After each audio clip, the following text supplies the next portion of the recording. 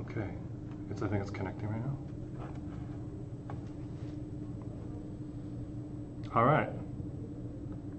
Are we live?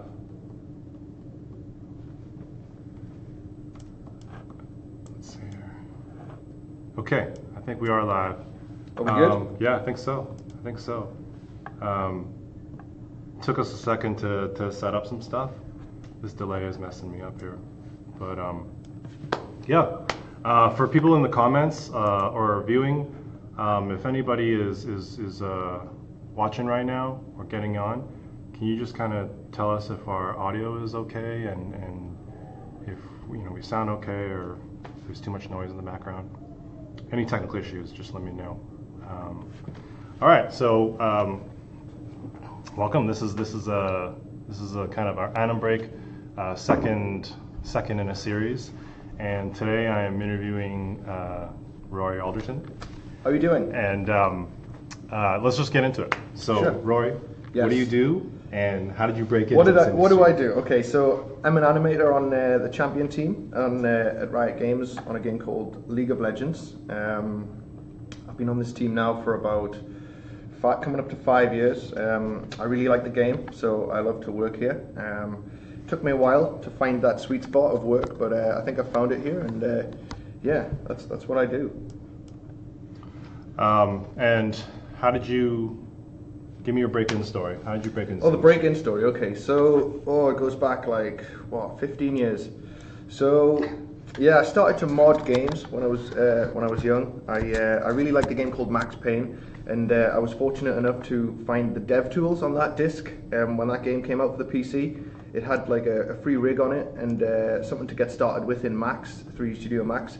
So I started to use that instead of going to school, pulling sick days and just doing that all day. And I really like to do it, and because as soon as you put your first animation in something, and you press a button and you start playing it, it's like, wow, I did that, and like that was like, that ignited the flame. So yeah, so I started to do that for about 4 or 5 years, released a mod which got like 50,000 downloads. I was like blown away by the reception. I was like, oh, holy crap, like I did that, you know what I mean? So yeah, that just like as I said, just ignited the flame, and I was really passionate to sort of pursue that as a full-time career. However, I didn't know you could actually do that as a career. I didn't know it was that easy to sort of, send a reel off and start like applying and actually get a response. Real quick, when you were calling in your sick days and you're just like all into, was this high school or was this university? This was high school / college, yeah. Nice. Yeah, yeah, I was, for some reason I'd picked an internet computing course to do, and I was just like so not into it, I was kind of like getting peer pressured just to do something at university, so I picked this course. I didn't really like to do it, and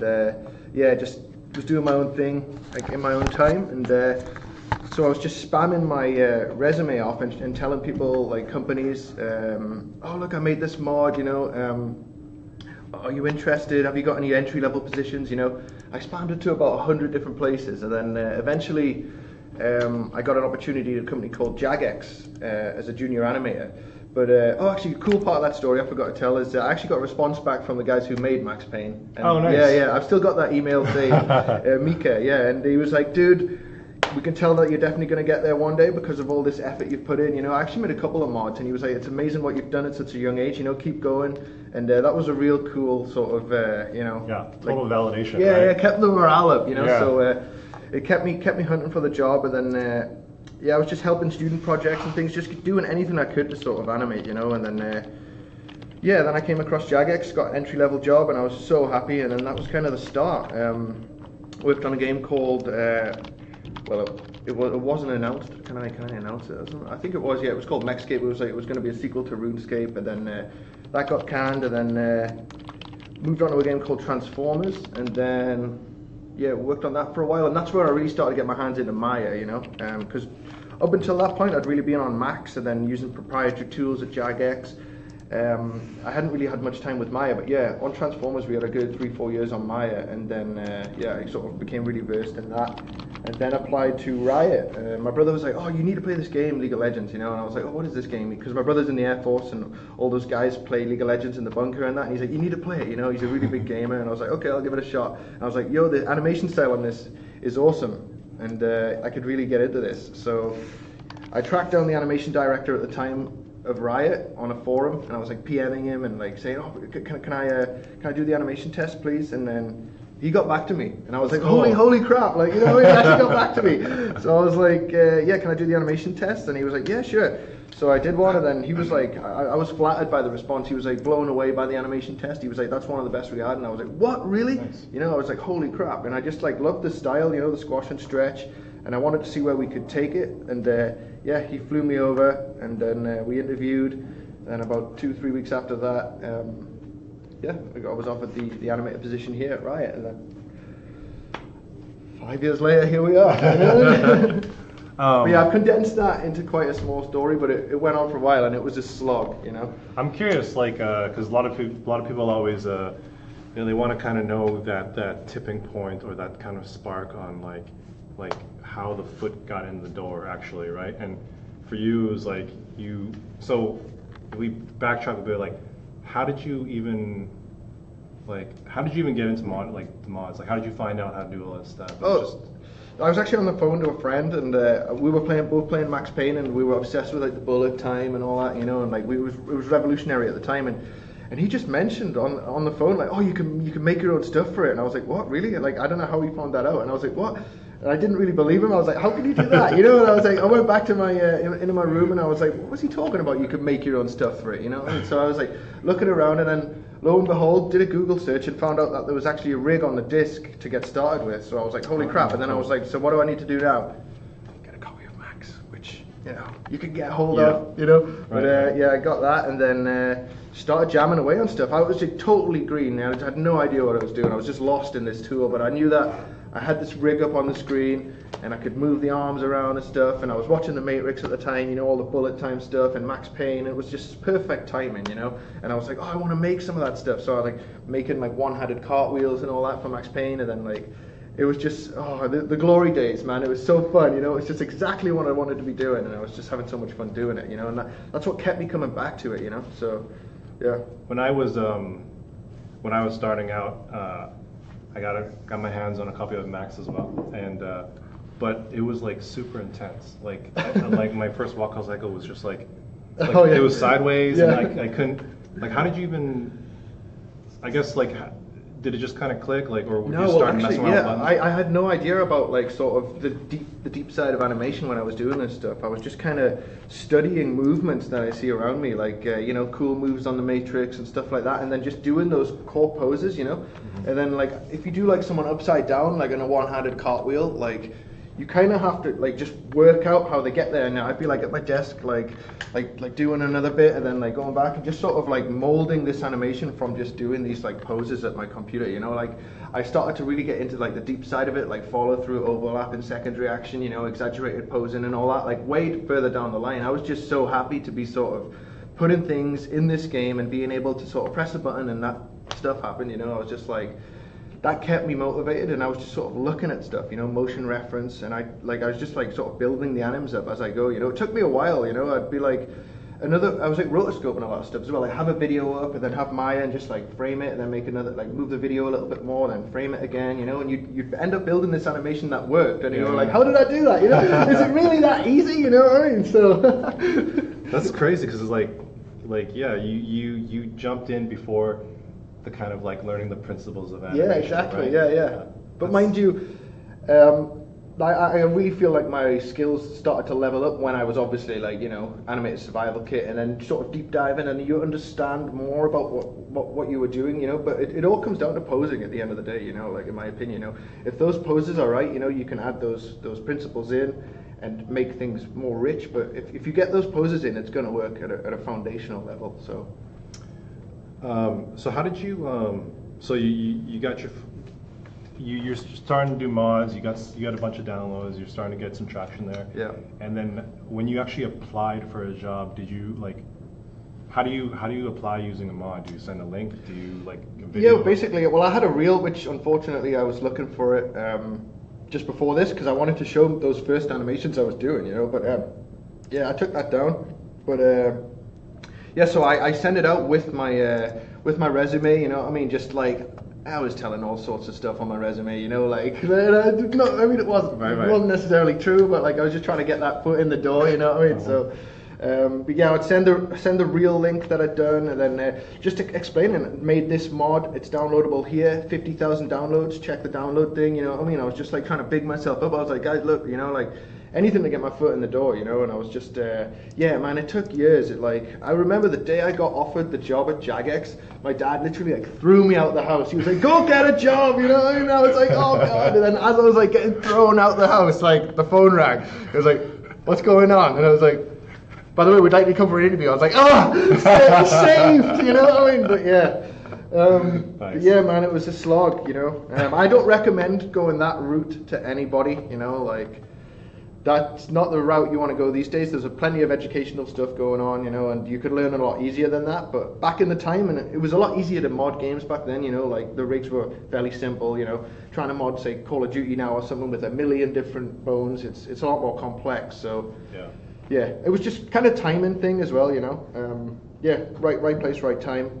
Back in those days, they didn't have. I mean, there's like a ton of free rigs out there now. Yeah, Software's free, exactly. You engines know, are free. It's a lot easier to do it now. Yeah, yeah. I don't recommend that route to anyone, but like, it was just about finding something I really enjoyed to do. You know, in those teen years, you're trying to find something that like keeps your attention. You know, and you want to keep doing things, and it's like, oh well, what does it? School wasn't doing it. You know, college wasn't doing it.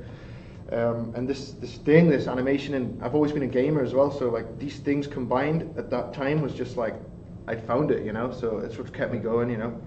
But yeah, it's good.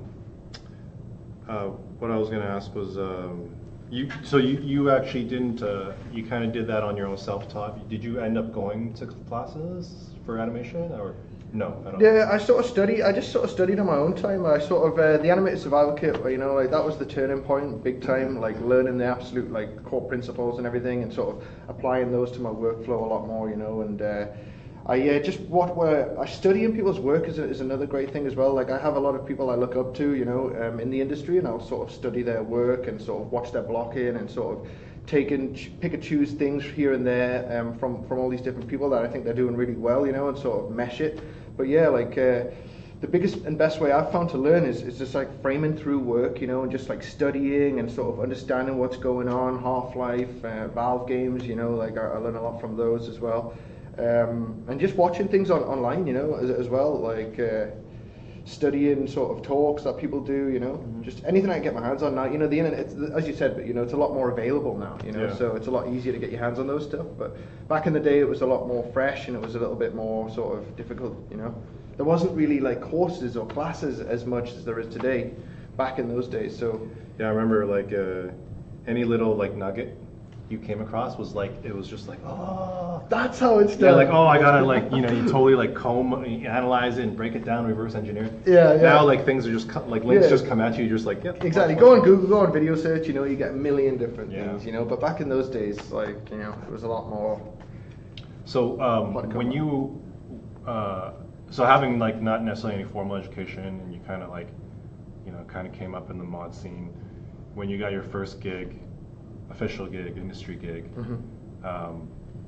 you know, I'm just assuming right now, but like there was no like, because you didn't go through that education track, there was not instructors being like, this is how you should be when you get in the industry. Well, did you feel any kind of like culture shock or shell shock? So this is a funny story, right? So I go to Jagex day one, and it's the interview, and you do the interview, you know, you do all the talking, you tell a bunch of lies, you know. No, I didn't tell that many lies, you know. But no, I was just like, I was like, got like awards that I never got and all this, you know. I was just trying to stay there, you know. I was just I couldn't let it fail, you know. I didn't want to go back to like the household, you know. So do you remember what kind of award are you talking about? Oh, I don't know. I made so much stuff up back there, man. You know, just to try and stay, just to get that job. I needed to get that job. I couldn't go home without that job. I hope none of those guys are listening now. You know? There's a statute of limitations. Yeah. You're good. But I'll continue with that story, right? So we do the interview. We go to the desk, and they're like, "Oh, do an animation test. It's a 2-day animation test. We want you to animate this character doing a kick, you know, and I was like, yes, because all I'd been doing on Max Payne was Kung Fu, you know, I made like a lot of Kung Fu systems for Max Payne in the mods, like punches, kicks, so I just like, that was really easy, I nailed that day one, you know what I mean, I was just like, yeah, that looks dope, you know, and they came back, looked at that, they were like, did you use any pose reference for this? I was just like, no, it's just all in my head, you know, I've been doing it for like 5 years, so just making Kung Fu and flips and all that, so did that, and then day 2, they were like, okay, so we want you to animate a quadruped tomorrow. And I was like, oh, never animated a quadruped before, so I'm like, oh, how am I going to do this? So I go back to the hotel, I'm like, crap, I'm looking through the animated survival kit, like studying these poses, like looking away, like, was I right? Fuck, like trying to remember all the leg poses, you know? Yeah. And then I'm just like, oh, I can't risk failing. So I like literally ripped that page out the survival kit, right? I ripped it out of the survival kit, awesome. and then went to with it in my pocket, and then and I was like doing it, and then like I'd be posing it in pose 1, and when no one was looking, I'd be like, oh, what's pose 2? You know, then what's pose 3? You know, so that's so awesome. But yeah, and then I did it really well, you know. But I was like looking at the page, you know, I didn't know at the time. Hey, that's reference, man. Yeah, well, That's exactly, reference. but I didn't know if they would allow that. So yeah, I did that, and then they were like, oh, yeah, okay, we'll call you back, and then. Yeah, a couple of weeks after that, they rang back and said, "Yeah, we'd like to offer you the job," and I was just like, "Yes, Nice. I did it!" You know. That's awesome. Was it in Max then? No, they were in-house tools. They were really tough tools to use. It didn't have any interpolation. You know what I mean? So it didn't have any automatic interpolation. Again, you make a frame on 1 and then 30, and it'll just run through to 30 and interpolate. You know, but these was like you set a key on 1, and then you had to create a new keyframe, and then set one on 2, and then you'd select both keyframes and press create tween, and it would create one frame in the middle. Oh, you know what I mean? And it would be like 50% way, and then you'd go to those 2, and then create 2 more, and you'd have to like basically make every one of these keys. You know what I mean? Interesting. It was. I mean, it really helped me level up as well, because you really had to know what you were doing to do that. You know, so yeah, I credit that as well. That tool, as horrible as it was. That's that is a good learning tool. Yeah, it made it more difficult. So you know. So you were kind of like having to deal with that while doing the animation test, then, in a way.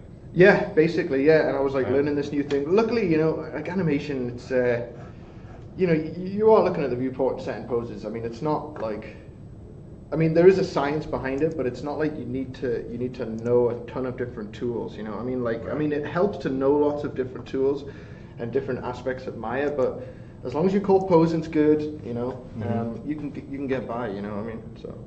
All right, so that was a great story, man. Oh yeah, that was good. That was good. Thanks for making me tell it again. I'd forgotten. So we the way this kind of works is I kind of get people to take the teller breaking in story. Yeah. And then I know for this particular for this one, Rory. For those of you who checked out his kind of animation process video from before, doing some League of Legends work, it's like badass. I love it. It's just like really breaks it down very clear. He has a new one. He's got a new one, and hot off the press. Yeah, I finished it yesterday. Hot off the press. Damn, so, make a play blast, man. Honestly.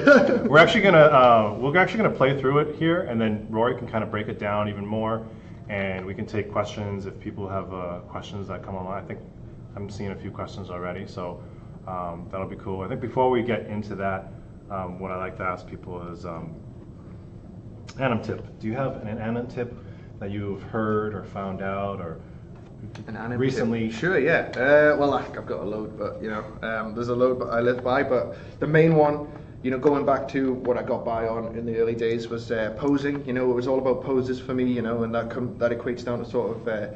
Blocking out, you know, that foundational level before you start to really get your hands dirty with an animation, you know, is making sure the blocking process and you're really happy with those poses, going through them, making sure that the body mechanics is all, you know, going together nicely. There's a nice flow to it, you know, just because if you move ahead and you're like still iffy on some parts, you know, it's only going to get worse from there, you know, like you need to be like super happy with that initial pose past, that initial block out, you know, don't start going anywhere until you can look at that and be like, I am super happy with that, you know, don't go ahead if it's like, you know, it's all right, it'll do, you know, it doesn't work out in your favor down the long run, you know, and yeah, it hurts the piece, moving forward too quickly. So yeah, that would be my tip. It's just like blocking phase is the most important, you know, don't skip ahead if you're not happy with your poses. Yeah, a lot of times And I've done it. I've been guilty of it where I'm like, I'll fix that in the second pass. I'll make it stronger in the second pass. I've been guilty before. Yeah, that's how it bites. It bites you, right? It does. Yeah, that's how. I mean, that's why I'm saying it. You know, I've had so many headaches. Like I've just been like,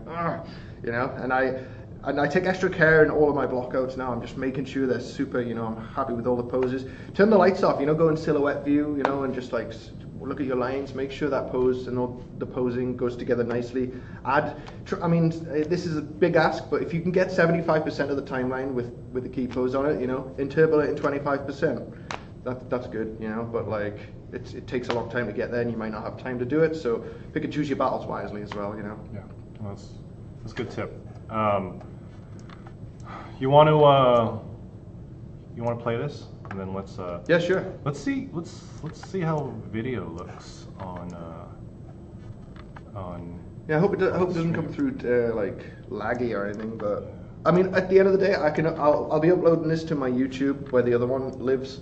Yeah. You'll do that today, or something? I'll do that today. Okay. Yeah, after this. I just wanted to sort of show it on this first. Let's so I'm gonna try to turn on the desktop video, and then I'll see if that kind of like. So I'm gonna try to turn on the desktop video. Let's just try it, and then I'll see if that kind of like. So I'm gonna try to turn on the desktop.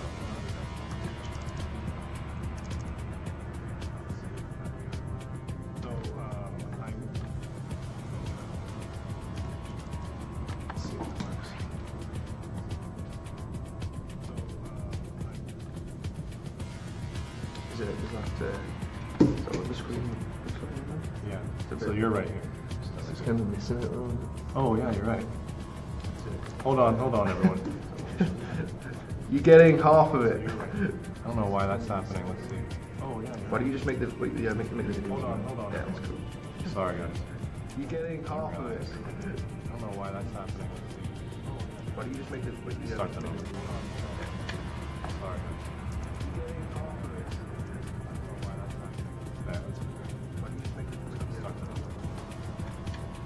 Are we talking over this? You can. I mean, we're on the mic right now. Yeah, if the guys have the audio that goes with it, I don't want to sort of talk through it. We can always revisit it after. Okay. I mean, we're on the mic right now. Yeah, if the guys have the audio that goes with it, I don't want to sort of talk through it. We can always revisit it after. Okay. I mean, we're on the mic right now. Could probably just kind of like. Just kind of talk it out a little bit. Talk through it, okay. So yeah, this is Rek'Sai, you know, the body was a lot of fun animating on this guy, you know, just try get lots of shapes in there, lots of squash and stretch when he's traveling. Fast, you know, always reverse C shapes when you can, try get the spine moving in different positions. This bite does a little weird things, like it scales, look like that mouth, doesn't make sense how scaled that is. And then it just all, you know, target points that one front center point, and then you shake limbs around a bit to give it like a feel when you press the button, you know. It's always good to like feel like a rattle afterwards, so you shake it around afterwards, you know. Really amped up the posing on that one, translate, scale, everything, just to make it really big and feel fierce when you do it. This is some of the basic attacks. He wanted him to sort of launch himself with his body on this one, so his body is like sort of leading the way, and you know, you get that really outreach pose, and then he comes back and he's compressed again. Just making sure those shapes are always contrasting each other, getting things feeling good.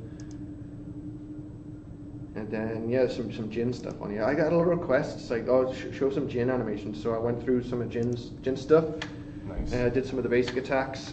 Took the cape off here. This is basic attack 1. You know, just try to get a nice pose, and then the shooting pose, followed by the fire frame, scale up the gun a lot, you know, really amp that up, and then 1 frame back into the recoil pose, all the reverse C's going on. Impact, shake, obviously you're moving hold there, waiting for the player to press the next button. If they don't, then it'll just revert back to idle. Those are always tricky back to idles, you know, you don't want to make them just like, back to a pose. Yeah. I always try to put like a little bit of a flourish in there. You never know when the player's just not going to press anything and be like, what does that look when it goes back, you know? And like if it's nice, it'll be a nice sort of surprise, you know. Yeah, again, back into the recoil pose. Impact is a big thing in League. Always like shaking things around, you know, after an impact. It just makes things feel better, you know. It's sort of unique to our style. A a lot of games do like camera shake and things like that, you know, but we tend not to do that. You know, I think Garen's ult has that, but like we can't really do that. You'll get nauseated, you know, like playing with 1,000 different shakes. So shaking up the character, rattling him a bit, you know, is always a way. Yeah, Jin was a lot of fun to animate because his limbs are so like stretchy, you know, and his awesome proportions to work with, and it was like an animator's dream working with Jin. You know, big long legs, big arms. You know, always like a character with big arms. You know, because I always hyperextend the arms, so having them default in a decent sort of length is a good one. The cape, I don't know if I mentioned it, was simulated end cloth at the front there for collision and the top at the back, and then jiggle chain down the bottom. Just give you really nice free motion, you know. You didn't really have to sort of animate much of it. Some of the things we did animate it on, obviously you want stylized capes in certain motions, you know, like spins and stuff, but like for these basic attacks it was a nice secondary that we just wanted sort of lying on the character. And again, no input, so just back to idle. That one's a little bit, I could have probably done better on that, but you know, I didn't want to do. The cape sort of let me off a bit on that, back to idle. This is the fourth attack. This is like the super shot that he does, you know. Crazy amounts of stretch from this view, but I just wanted to show like how much we put in. Then a massive gun scale. Nice. To sell that shot, and then just crazy back to that pose. Get all those lines working. And then, yeah, the recoil for this one was a lot bigger, so his body had to sort of move up. Lands at a move and hold. Yeah, waiting for the next input. And then just back to idle again, and then it goes through that again. Yeah, with the sound guys, everyone did an amazing job at this champ, in my opinion. Like, it really comes together when you're playing it in League, you know, with all the different parts, the VFX, sound, well designed, animated, model, textured, everything. Yeah, I love Jin. Such a really fun character to animate. And this is his ult when he's firing, he's deployed, and he sort of shoots back. Yeah, lots of recoils on this guy, you know, all these guns. It was a lot of fun.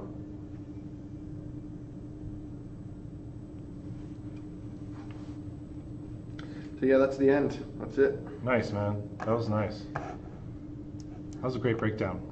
Oh, thank you. I hope it's helpful. Yeah, I think I'll be framing through this stuff later. Oh, just checking it out. Well, thank you. Is there anything that you wanted to kind of like talk about specifically in here, like any particular posing, or we can just? I mean, is there anything in particular people want us to talk about, or no? I mean, I think the thing that what do people find interesting about this? I think the thing that kind of stands out to me, obviously, like there's a lot of good stuff, but like how do you incorporate, like, there's obviously times where you want to stretch and stuff like that, but like, what is your thought process when you are pushing this pose out like this kind of stretching pose? So, like, is there something that drives first? Like, what kind of energy drives first, or? Yeah, well, I'm a big fan of like anticipation, compression, you know, uncompression, stuff like that. So, I mean, movements are obviously from one state to the other. So just think about it as sort of, you know, compressed to uncompressed. Like this one goes from normal to stretched, and then up into the anticipation above, which is sort of, you know. So when I was animating this, I think I was like, oh well, I know I need this cool diving pose, you know. So how do you get there, you know? So you just have this like stretch out and then into like the diving pose, you know, the uncompressed diving pose, you know. So just thinking about things like that, like contrasting motions, compression to uncompressed, stretch.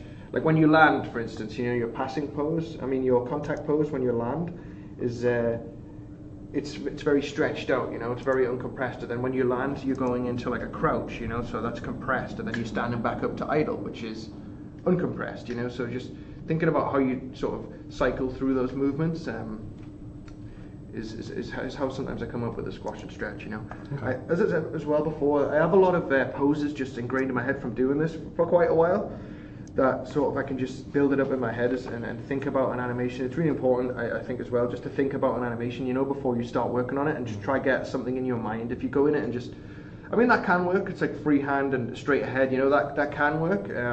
But it's kind of good just to, before you even start blocking, you know, this is a tip for the tip, you know, that I gave. So yeah, before you even start blocking, spend a few days or I don't know, some time just thinking about an animation, try think of the pattern of it, think about what you want to achieve with it, and then start your blocking. You know, take a while and come up with a cool idea, you know, or like an idea that you think is going to work. If you just go in sort of with no idea and just start like, oh, well, what am I going to do? It can take you a little bit longer, you know. So. Oh, are we echoing? Hold on, guys.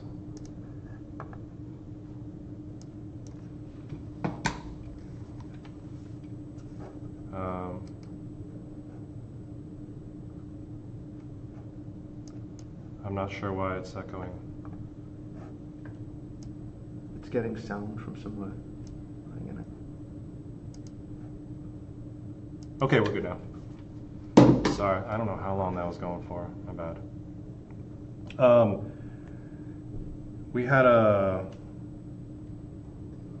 We had some questions here. Let me just find it.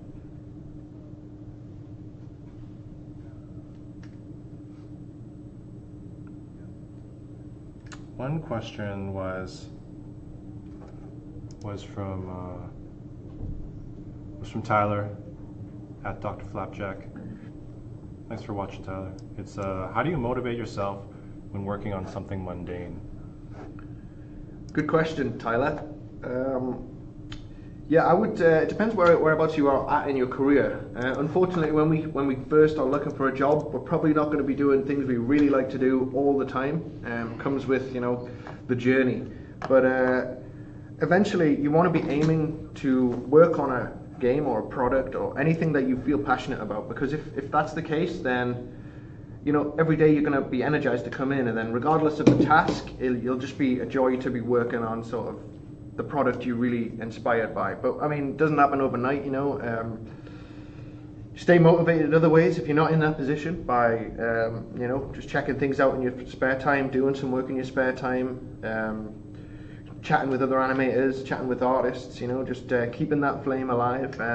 Always looking at the next task, I guess. If you want to do something, you know, like, oh well, I'll do this to the best of my ability. I wonder what we can do next. You know, trying to, you know, just keep that fire alive other ways, as well as just that asset you're making that maybe not motivate you, you know. So I think for me, you know, there's times at certain jobs where you're kind of tasked with like mundane things, right? And the thing that's kind of gotten me through it is, you know, obviously you just want to do a solid job in general, but the part that kind of gets me through it sometimes is finding that inspiration or motivation outside of work in a way. So I find that the times I really get a lot of stuff done and just you know, do fun things is like when maybe things are a little mundane at work in terms of tasks, and you need to like, get that creative energy out elsewhere, right? For sure, yeah. So even if you're like doing something during the day that or at a job or whatever that's kind of like tedious, you kind of know that like when you get home you'll be able to do some cool shit, you'll be able to kind of do some creative thing. So it balances mentally it out, helps, right? Big time, yeah. I mean, yeah, definitely. Always keep working on something that you want to be working on, you know, because one day if you keep that, you know, that flame alive and you're passionate about getting there and you're committed, you're dedicated, then it'll happen, you know. You just got to put that effort in, you know, and it as I say, doesn't happen overnight, you know, as you know as well, you know, like. Yeah, no, totally. Doesn't, you know, you have to go through bad times to get to the good times, and yeah, I think done my fair share of that. I was a waiter in a restaurant for 5 years, you know, while I was doing my own stuff, and I was just like, oh god, this is not fun, you know, like washing dishes in the back, you know. But I'd be thinking about like the mod work, and I'd be thinking about what am I going to animate next? What do I need for this jump, you know, while I was like washing dishes, you know. So just keep thinking about keep that flame alive in the back of your mind, you know, and yeah, together. Can I ask you a question? Yeah. Have you ever had like a really bad job that's not animation related or games development? Oh my god, I've had so many. What was the worst one? Many. What was the worst one? The worst one, like I think off the top of my head, is I was doing night shift at a department store. In what, security guard? No, I was just. Man, like, you're looking pretty buff. That was back in it was no, I was like cleaning floors and restocking the shelves, making sure it was nice and like ready for like when the store opened at 9 in the morning. It was brutal. It was like, you know, Yeah. you come in at midnight and yeah, that was brutal. But Yeah, I mean, it was. in a lot of ways, it was actually It's a good motivator. it was a great motivator. Yeah. Because like I was like, there's no way I'm doing this for the rest of my life, right? Yeah. No way. So I just can't. Yeah, but yeah, I totally agree, man. Those jobs, you know, they do keep that flame like flying. You Yeah. know, like big time. especially at that age where you're impressionable and you're just How like, old were you when you were? I was like in senior year of high school. Oh, wow. It was like summer. It was a summer job. Sounds brutal, man. It was your whole sleep schedule, yeah. But I've had many learning moments like that. Just to kind of like tie up your question here, Tyler, is like, I find that when something is mundane, it's usually because it's repetitive, right? Like you can do something mundane and be like, oh, bust that out, and then move on to something. But like as soon as you start doing something like 4, 5, 6 times, all of a sudden it's like very mundane. You're like, Yeah. So for me, it's like, how do you make that less, like, I always think of like, how do you automate stuff, right? So like, if I have to do like turn 45, turn 90, turn 135, and the other way around, like you have to do like 10 turn animations, something like, Yeah. I could spend, you know, back in the day when you keyframe this stuff, I mean, Yeah. you mocap it now, but like, I could spend 2 days doing this, or I could figure out where's the creative, like, what's the spark? Like, you could find a creative process to like be like, okay, if I reuse certain animation using layers and stuff like that. So maybe that's kind of something that I look at as well to be like, hey, this is, you know. Yeah, this- I mean, like an example that's a good example. Making runs, you know, I've had to do that as well. But like, I don't know, like challenge yourself. I mean, and see where you can go with it. You know, like if you are doing a job like that, like go talk to like the tech artist, the designer, and be like, what happens if we give him like a hop when you move sideways, so then a run when you move forward, or like a hop when he goes backwards, instead of just I'll do a run 8 times, you know, 8 different directions. Like, sort of think about ways that you can make that better, you know, and inspire yourself when you're working on those sort of tasks. Yeah, that's true. You know, just try and make the best of it, I guess, you know, and then always look forward to what's coming next, and then be thinking about that stuff as well, and just you know, eventually you'll get something which you really enjoy, and then you know it'll go from there. But just try and enjoy what you have, and try push it, you know, challenge convention as we always say, you know. So Another question is, do you post stretches in the blocking phase, like all this stuff? Is that in your first pass? yes, yeah, I find if I do the squash and stretch, especially sometimes smears, I tweak them when I'm splining, and I'll sort the timing out. You know, on Brom I like them to last quite a long time, so I post all of those in. Usually goes just after your apex, so then you start coming down. I usually do a spacing of 2, and then the contact, and then another 2, and then that's when you're compressed. You know, and I found doing that 4 frame, you know, on the way down, so it's like 2 frames, then to right down to the compression. It's like it's nice. So I usually always block those in. Sorry, so you're up in the air, Yeah. and then after 2 frames you're stretching. Yeah. So say you're up in the air, and then you come down, and then as you hit the apex, and then you start coming down. You know, then start thinking about the smear. You know, so you want to do after 2 frames from there. That's when you want to do your contact pose, and then 2 more frames from there is when you do the compressed. Gotcha. So after the apex, then you start coming down 4 frames to get to compressed, but then you use that middle point of 2 frames to do that nice smear frame. You know? Okay, and that when you hit your apex and you 2 frames after, that's kind of like the slow out. Yeah, exactly. And That's then when you stretch, start right? coming down. So let it go for 2 after the 2. Sometimes it's 4 after the apex, you know. But then use that 2 to the contact smear, then 2 right down to the compression, you know. And I feel that's I mean, it depends how high you jump and what the motion is. But like a lot of my jumps for league, that's sort of a good system to work by, you know. I notice, I could be wrong, but what I noticed some of this stuff is like you hold your stretch, like it feels like more than 2 frames. It feels like 3, 4 frames. I'm not sure. If Yeah, that's the case. yeah, it can be. Which like I totally like. I feel like whenever I try to do that, it just looks weird. But this like you get away with it. You make it look good. Like how do you Like this one? yeah like holding the stretch for that long.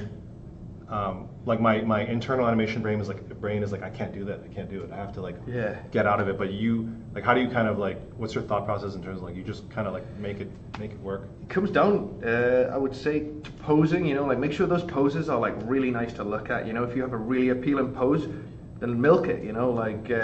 But if the pose isn't too nice and it's sort of a tween pose or something like that, and you're stretching it, you know, it's not going to be as nice on the eye. Like that build up for Jin when he did that W, that's like 4 or 5, maybe 6 frames where he's really up there stretched. But it's quite an appealing pose to look at. You know, it took me a while to mold that pose, but like I feel like if you get the poses really appealing, you know, you can hold those moments for longer. You know, especially landing like contacts when you're landing. They're like my favorite pose to do. You know, so. That compression contact pose? Yeah. So you have the stretch, and then like on the way down from a jump, you know, the stretch out, and then the contact with like one leg on the ground, and one leg up, and then, you know, goes down. It just feels great, you know, offsetting those legs and then stretching them up. Yeah, cool. Next question from Liam Reynolds is, how do you know what parts of your animation should be very quick timing wise, and where do you begin in knowing where to place your smear or stretch frames? So I guess. If I can understand the question more, is like, where do you, like, you have really good variation in your timing. It's like this kind of like slow, quick, slow, kind of like, I guess I'm interpreting the question to be, No, I think how do you know where to put that? Yeah, so I think it comes back to the Apex example that we were talking about. You know, you start to get in a rhythm in your mind of where these things fit in and stuff like that. In a nutshell, though, just you know.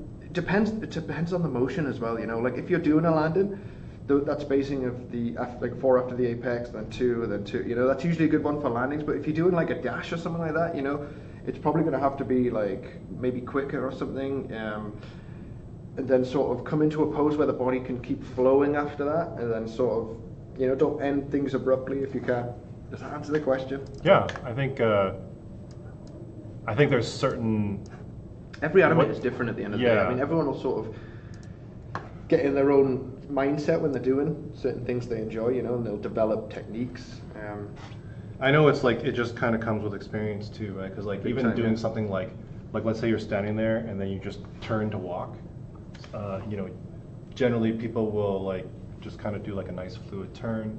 But then sometimes if we were to do it in League, for example, or you're doing something snappy, like maybe you're standing there and then you just kind of do like a snap, turn, and then start walking kind of thing, you know, like very. Yeah, like, I feel the League version would be like a little bit to this side and then like down and then across, you know. Yeah. Like I feel it would be like exaggerated, you know, because we like to exaggerate everything we do. So yeah, just like working with the style that you're going for, you know, and like using that in your animation, like our style obviously won't work in games that are sort of mocap, you know, so like the turn for those would be more like realistic, you know, it would be more really, but our turn would probably be like the timing would be like, you know, or something like that. I don't know. Yeah, I think the key is to, at least what I like to do is like look for opportunities, right? Like Rory was saying, look for moments where you can flourish, where you can add a nice arc here or there, and the key is to like. The key with variety is peppering it, right? Not going heavy on, like, don't flourish everything. That would be excessive. Yeah, right? yeah. Overkill is something I've fallen victim of as well. You know, like sometimes not everything needs to be flashy. You know, like that turn we were talking about. You know, that probably doesn't need to be flashy. You know, like unless you're Zoolander and you can't turn left. You know, you have to turn right. but yeah, just using what you have and then sort of, you know, finding it out. No, that's a good question though. This one's from Daniel Pira. Hey Daniel, you seem to really love using strong smear frames in your animations. Would you even use smear frames on characters that you wouldn't normally expect them on, like Galio, whose whole character is based on being rock solid? So we got a lead player talking about Galio. Definitely. Great job to the guys who animated that. Sean McSheen killed it on Galio, and he does use some of that stuff on there as well. It's part of our style, to be honest. We try use it whenever we can, you know. Obviously, you have a good point. Like characters like that, like won't be as squashy and stretchy as someone who's you know, made of flesh, and like Braum, you know, or Jin, for example. You know, like those guys like lend themselves more to doing those techniques, but. You know, someone like Galio definitely has it in there, and you know, it adds to the feel and impact of gameplay. You know, like having a really contrasting pose it adds to like the impact of pressing that button, you know. So if you press the button and then it goes from here to here, you know, just like you feel like a slap, you know. So it's a style that, since our game is very Twitch-based, responsive, you know, it's something that we need to incorporate on as much as we can, you know. That kind of leads me to another question, which is like going off of Daniel's question, which is, because Galileo is kind of like, he's got, you know, a more sturdy frame. Like, when you stretch poses and stuff like that, are you kind of like equally stretching everything, or do you feel like you try to keep like the upper torso like intact while like the lower torso stretches, or do you just kind of like treat it all as like this moldable piece? I would say it depends. Again, it depends what the motion is. You know, if you're doing like a dash, then yeah, stretch out the body and stuff. But if you're doing, you know, the apex example, and someone's going up and coming down, then you don't want to be stretching that body down too fast, you know, because then it look like that mass is all of a sudden accelerating. So that's a good point to just do the legs, you know, and then sort of snap the body down towards the legs, and it just, you know, it helps do that. I definitely say I don't stretch the torso as much as I do the legs. I'm always doing legs and arms, like these limbs, you know, stretching out and slapping back. Same with the legs. You know, I feel if you do it with the limbs more, you get more of a snap. But I mean, the body's obviously a good one to use, depending on the asset. But yeah, I try to do it mostly with the limbs. Okay. But I mean, Rek'Sai, good example of the body working, you know, really well. You have to do it with his body, you know, since it's very snake-like, and when he's coming up in and out the ground, you know, you have to really stretch out and elongate those shapes of the body. Okay. Yeah, no, that's a good question, Daniel. Thanks. I think we're wrapped on questions, unless anyone's got any last ones here. Jalen's got a question. Will we be saving this video? Yeah, I think once we go off live, it'll get archived and it'll just be on the Facebook page too, so you guys can rewatch or check it out or whatever. Yeah, and I'll be putting this video on my YouTube as well. I don't really use my Twitter too much, but yeah, this will be available on my YouTube if anyone wants to rewatch it or anything like that. Or yeah, check out Rory's YouTube channel. He's got a bunch of other stuff on there too, and yeah, I'm just trying to start it up, you know. It's like cool. Looking for content, you know. I don't want to post too much stuff, but like I think these really, I had a good response from this when I put the first one up there. You know, it was just meant to be sort of like an internal thing for sort of style, collaboration, and sort of consistency. But this stuff's all released, you know. These videos only have released things on them, so yeah, it's all work done in the past, right? Yeah. Oh, we got one question that just came in from Einar. Hey Einar, how's it going? Where do you look for references when you work on such creative creatures? I look like Rek'Sai, for example. Oh yeah, okay. So a good reference for that, obviously, like, you know, famous stuff. I mean, you can't get away from it, like Alien and all that stuff. And but with this, as I said before, like the body shape was very snake-like. So like looking at how a snake moves and how that can influence the rest of the limbs. You know, a snake doesn't have arms or legs. So imagine if a snake did have arms and legs, you know, but all its muscle is still in the tube, you know. So like with this attack, for example, like his body's launching his hand, you know, and it goes against traditional ways to do it. You know, the elbow should be leading on that. Like if a person was to do like, you know, an attack, the elbow would lead and it would come through. But like since Rek'Sai's like his muscle mass is sort of in the center of his body, like, you know, like launching himself and you know, just sort of using nature, obviously, when you're animating a creature, seeing it, and then sort of looking at the design and working with concept artists and the other artists and just getting ideas, jamming, and sort of, you know, saying those words. Let me come up with something, you know. Yeah, and, come up, and then you just go back to your little laboratory of a desk and then come up with something, show people. And yeah, it out. I think that is a good question. And like, you know, if you're having trouble, you know, like sometimes it just pops in your head. You're like, oh, I remember this thing, and I can like go back to the bookmark and be like, this is exactly why I saved it, because it's going to be awesome, right? Yeah. But then sometimes you're like, oh, this is kind of like, I'm kind of stuck. So like when you get in those things, it's like you have to leverage everybody around you, right? Like the person who's giving you the task. It's basically like, tell me everything. Like, what were you thinking? Yeah, you know, and then they're like, everything. oh, interested. Well, this is what I was thinking, and then like, you know, fuse the two, see what you come up with. Yeah, but communicating with the concept artist and sort of the other guys on the team, and then sort of just finding out what the anatomy is and what can we add to make things better. Like that Rek'Sai, like I was working with a tech artist actually, and I was just like, can we put jiggle, our in-house tool, which I'm so glad everyone's using now. Back in the old days, I was like, use jiggle. Everyone was like, oh no, we didn't know that. I was like, guys, you need to use jiggle. For those that don't know, jiggle's like I guess you could call it like a cloth sim dynamics. Yeah, little helper. Yeah, but it doesn't really have collision. Well, we tried it, but it flips up. Odd's beard has collision on the beard, but it doesn't really work too well. But it's great for just getting free secondary. Like Jin's cape there. The bottom of the back of Jin's cape is jiggle. And it's just does that really nice secondary. When we're animating Jin, we just focused on those poses. That's why I show it here without the cape. Because we were just animating Jin's body.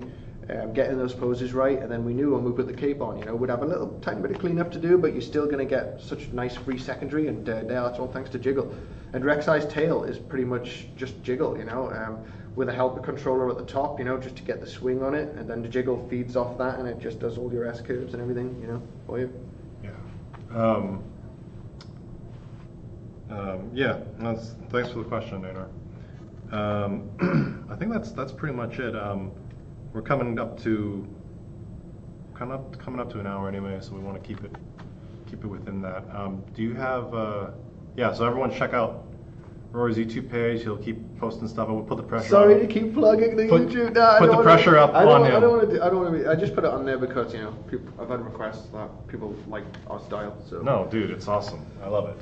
To get anything, and I hope a lot of our animation tests might come in a little bit more aligned now. If there's more resources available. That's a good point. I think all we're putting up there is the articles. Oh yeah, check out the articles as well. Yeah. Our animation dev blogs. There's quite a few of those up now. I'll link those as well. There's like Rory has a really good one with Ram and Yasso, and then there was another. Paul Jarvis did one with Poppy, yeah, with the facial controls. Yeah. That was awesome. And then Luke did one with Ivern. Yeah, so all those. Those are the articles I send to people when they ask about like, things to do to, if you're interested in working at Riot. And to be honest, if you are interested, it's like, this is the blueprint. I feel like this is the blueprint. Like what Rory is doing here. It's like, this is the kind of stuff that's really appealing. I feel like so. Yeah, a lot of people seem to like the squash and stretch stuff. So, like, I feel, and it's just, it's a really fun. It is really fun. I find, like, I would find it difficult to not animate like this going forward in my career. Like, I don't know what I would do if I wasn't animating like this. I'd just be making my own thing, probably animating like this. My own game, right. like my own something beat 'em on the up side. Yeah, because it's so fun, to do these contrasting poses, the snappiness. That brings me to a question. Do you want to? So we wanted to do a little giveaway because we have a merch store. We have like these little models, or we'll just send some loot out. If people want to send in a run cycle or like something that represents the word happy, I was thinking like something that represents happy. Whether you want to do like an idol or like a really fun statue pose. That could be literally outside our office. It has to be epic if you're just going to do a pose. Or what I was thinking was a run cycle or a walk cycle or like a skip cycle, something that represents the word happy, and then the winner will get loot sent to them, just let Jason know where you are, we'll send you like loads of loot, you know what I mean? So comment in here or comment here probably the best way, and we should make what's up? Should we make a post after this and just put it on your page and just say the competition's now open and the closing date? Sure, yeah, we could do that. Yeah, and then we'll like Rory said, we'll send loot out to the one we pick. So, hey Rory, anything else you want to add? Anything you want to? Last words. I really don't know what else people want to know. Thanks to everyone for watching the video. Thanks for being inspired by our work. Riot Animation team's flattered with all the feedback we get. We've been working our asses off, and we thank all of you for liking and playing the game. If there's any league players there, keep playing it. And that competition, happy, is open. I look forward to seeing somebody was asked, what's the deadline for that? I guess we'll figure it out. Probably, we don't want to be too long, but like maybe, end of the month, something.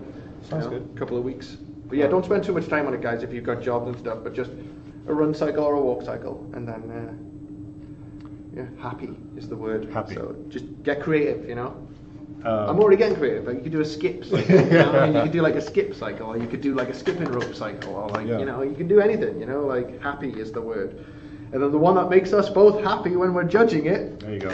You guys get that loot sent to you, you know, and I'll make sure it's a big box of loot as well. Oh wow, Rory's making promises. Big promises, yeah. All right, well, we appreciate the questions, guys, and it was fun, Rory. Thank you. Yeah. That was awesome. We will, you know, like I said, I'm going to try to do more of these, and we were talking about maybe doing a review later on or something like that. I'll get a few animators up, and we'll just kind of do like this kind of like Facebook Live review and just kind of critique some stuff, and cool. We'll see how it goes. Yeah. So. I'm going to try get another one of these up in a month or two. I'm probably going to be going into some Yasuo and Kindred stuff next. Nice. Yeah. That's fun. Cool. Yeah. You did. You were on Kindred as well. Kindred, yeah. Nice. Kindred. Awesome. I've made quite a few of these now, yeah. But I think each one has its own sort of identity with this style that, you know, offers a little bit new.